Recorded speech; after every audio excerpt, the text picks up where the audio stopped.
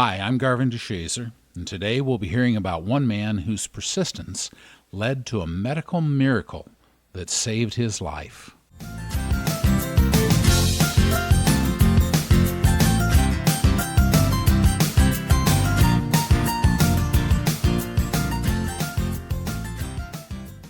As the 21-year-old biochemistry major walked through campus that day, he spotted something that stopped him in his tracks.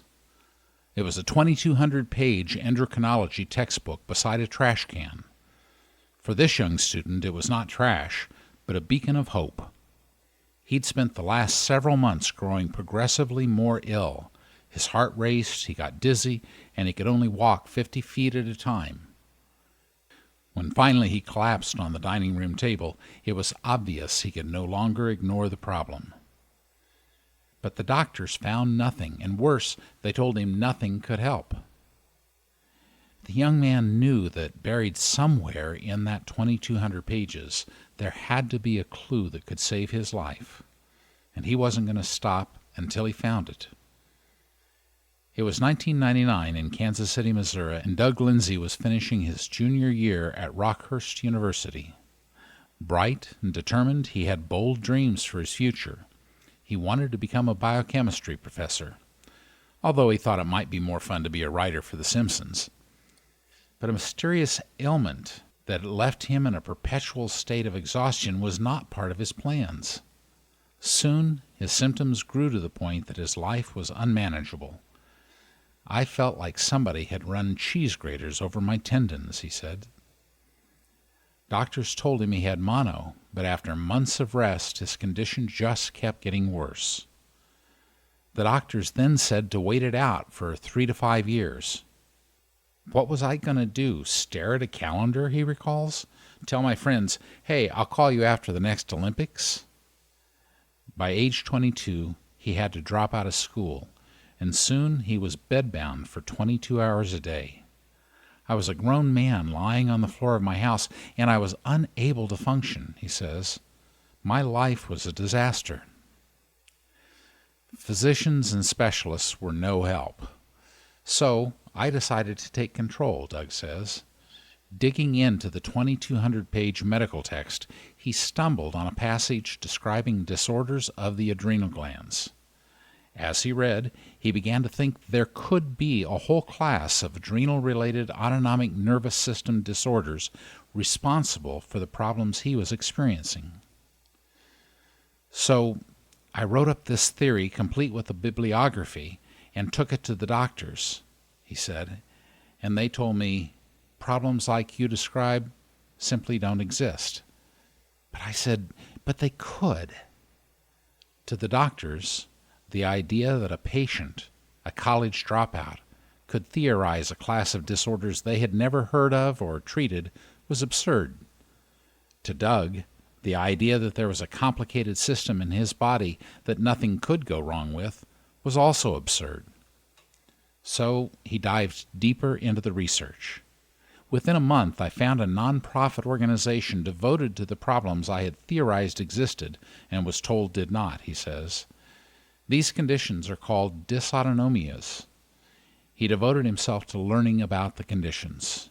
18 months later, he came up with a proposed treatment and was invited to present at an international conference devoted to dysautonomias. To get there, Doug had to purchase an entire row of airline seats so that he could lay across the seats during the flight. The first time I met an autonomic expert, I cried. I had been sick for 3 years, and I spent 2 years contending that these problems existed. I was finally in a room full of people who understood. Still, it took him another 18 months to find what he was looking for, a medical ally. He found it in a professor at the University of Alabama, Dr. H. Cecil Coughlin, who saw that Doug was onto something. He wanted to work with me, says Doug. That was amazing.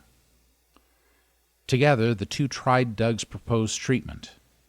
It was a new use for an old drug, and it halted my decline, but I remained very sick. After several adrenal scans turned up negative, Doug felt discouraged. Then, after a fourth scan, he received a phone call. It was Dr. Coughlin.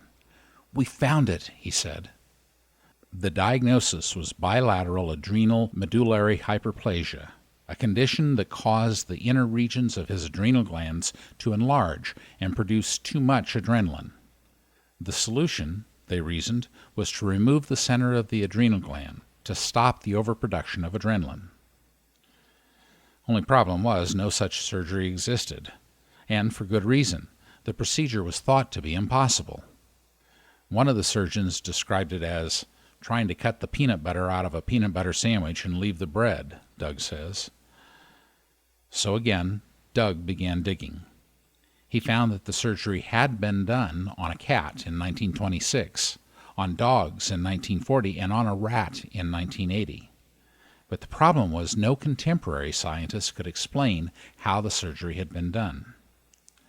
At last, he found an answer.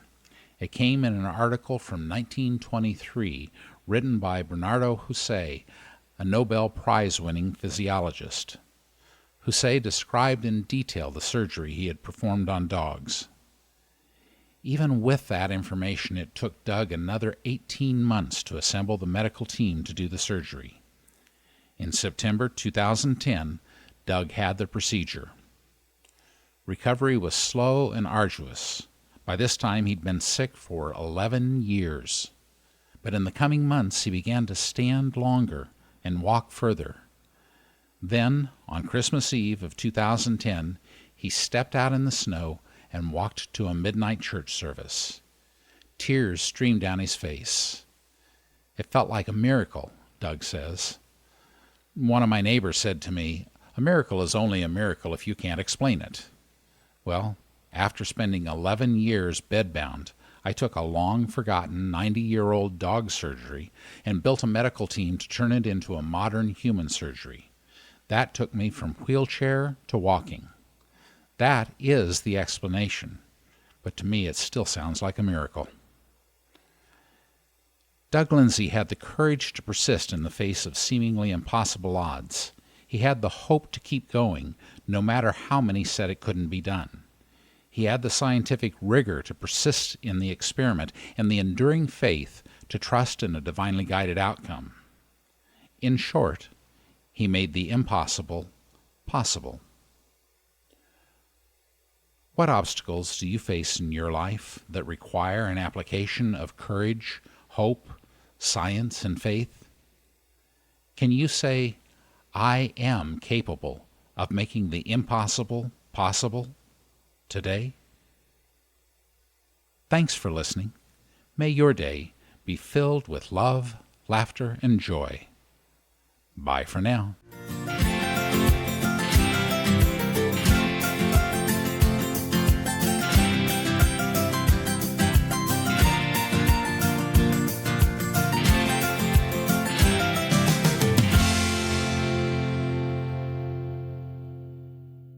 Hi, this is Scott, producer for the Daily Inspirations podcast. We hope you're enjoying these stories, and if you'd like more inspiration in your life, visit mydailyim.com. You can find weekend blog posts, sign up for our email update list, and you can let us know about an inspirational story you'd like us to cover. Or just say hi. We'd love to hear from you.